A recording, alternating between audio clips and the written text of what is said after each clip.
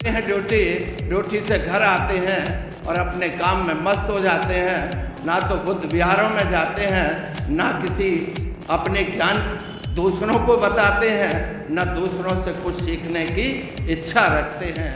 हम तो जय भीम करते हैं, बौद्ध हैं, लेकिन बौद्ध हुआ तो क्या हुआ?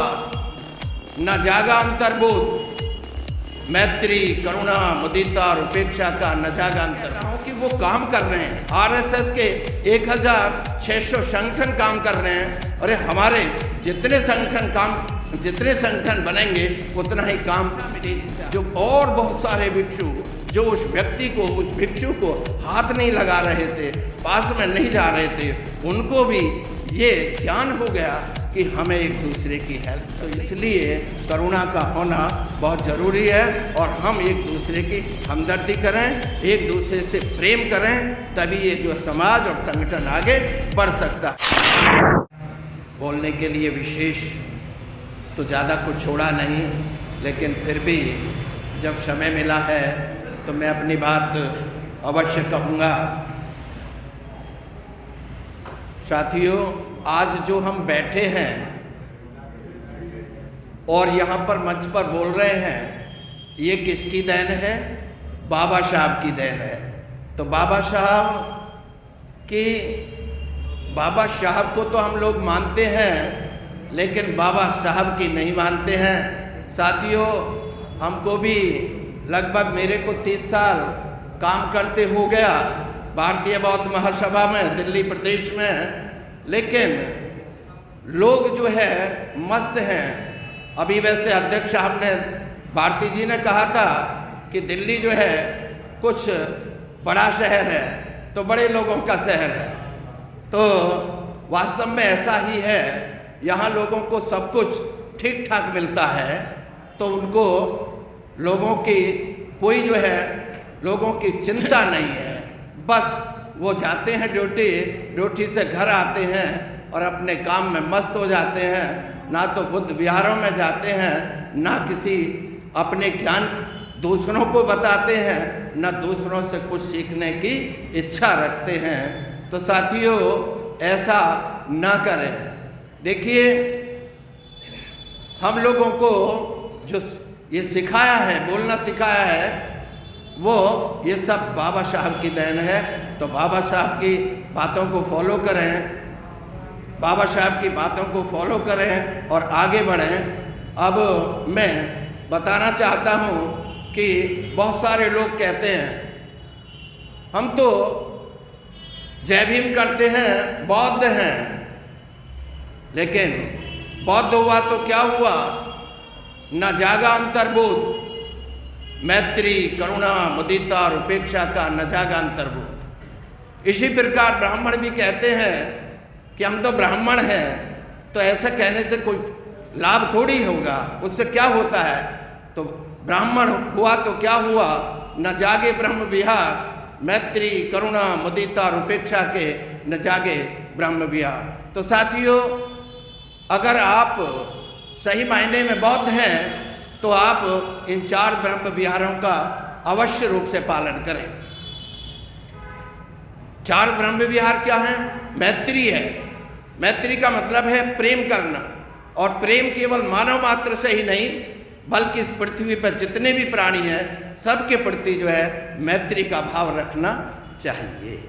जब मैत्री होगी तो तभी तो हम एक संघ बना सकते हैं, और मैत्री है नहीं। यदि हम ये द्वेष करने लगे, वो धम्म प्रकाश भारती राष्ट्रीय अध्यक्ष बन गए, है ना, वो क्यों बन गए? ऐसा कुछ लोगों का बातें सुनने को मिली।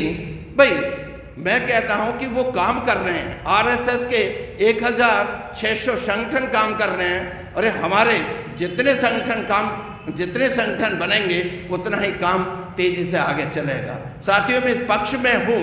भले ही मैं भारतीय बौद्ध महासभा दिल्ली में मैं काम करता हूँ, लेकिन मैं आपका सम्मान करते हुए, आप वास्तव में बहुत ही अच्छा काम कर रहे हैं। सभी लोग इस प्रकार, भले ही संगठन कितने हों, लेकिन काम समाज के लिए करना चाहिए। जैसे आरएसएस के लोग करते हैं वैसे ही हम लोगों को भी काम करना चाहिए। किसी के काम में रोड़ा अटकाने की ज़रूरत नहीं, और एक दूसरे का मान और सम्मान बहुत ही नितांत जरूरी है। ये मैत्री का भाव प्रत्येक व्यक्ति के अंदर होना चाहिए। दूसरा जो ब्रह्म विहार है वो करुणा है।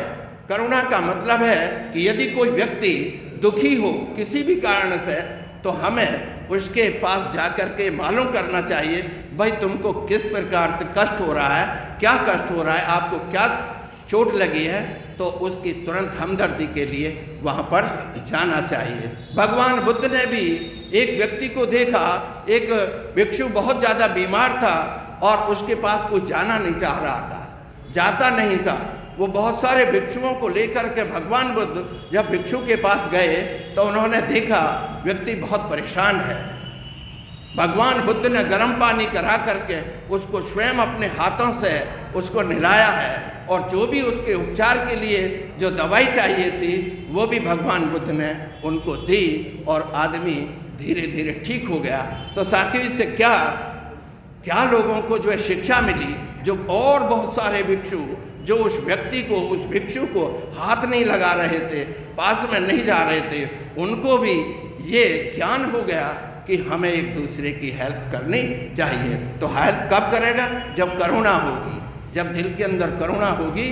तो इसलिए करुणा का होना बहुत ज़रूरी है, और हम एक दूसरे की हमदर्दी करें, एक दूसरे से प्रेम करें, तभी ये जो समाज और संगठन आगे बढ़ सकता है। तो अभी मैंने 2 ब्रह्म विहार बताए, मैत्री, करुणा, और तीसरा मुदिता।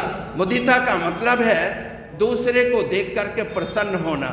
मान लीजिए पदम सिंह जी बहुत अच्छा प्रोग्रेस कर रहे हैं, तो मुझे भी उनको देख करके खुश होना चाहिए कि पदम सिंह जी आपने अपने जीवन में बड़ी मेहनत की होगी, आपने जो है विद्यार्थी जीवन में बड़ा मेहनत करके जो है आप दिल्ली के अंदर शिक्षक बने हैं, तो आप तरक्की इसलिए कर रहे हैं।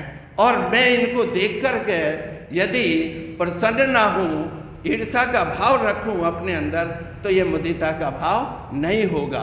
तो मुदिता का मतलब है हमें सामने वाले को देख करके, प्रसन्न देख करके मेरे मन में भी खुशी का भाव आना चाहिए। तो साथियों, अगला जो चौथा ब्रह्म विहार है वो है उपेक्षा। उपेक्षा का मतलब है कि एक व्यक्ति मेरी प्रोग्रेस को देख करके, मेरी तरक्की को देख करके, वो सामने वाला व्यक्ति ईर्ष्या का भाव लिए हुए बैठा है, और ईर्ष्या का भाव जब मैं अपने घर से बाहर निकलूँगा तो वो मुझे चिढ़ाने का भी प्रयास करेगा, और हो सकता है कुछ गाली का भी यूज कर दे, है ना। तो भगवान बुद्ध कहते हैं ऐसे व्यक्ति को की उपेक्षा कर देनी चाहिए, अर्थात अनसुना कर देना चाहिए। और यदि हम उससे उसी समय, है ना, उसी समय भिड़ जाएंगे तो हमारी प्रोग्रेस रुक जाएगी। तो साथियों, आपने मेरी बात सुनी। इन्हीं शब्दों के साथ मैं अपनी वाणी को विराम देता हूँ। सभी को जय भीम, नमो बुद्धाय।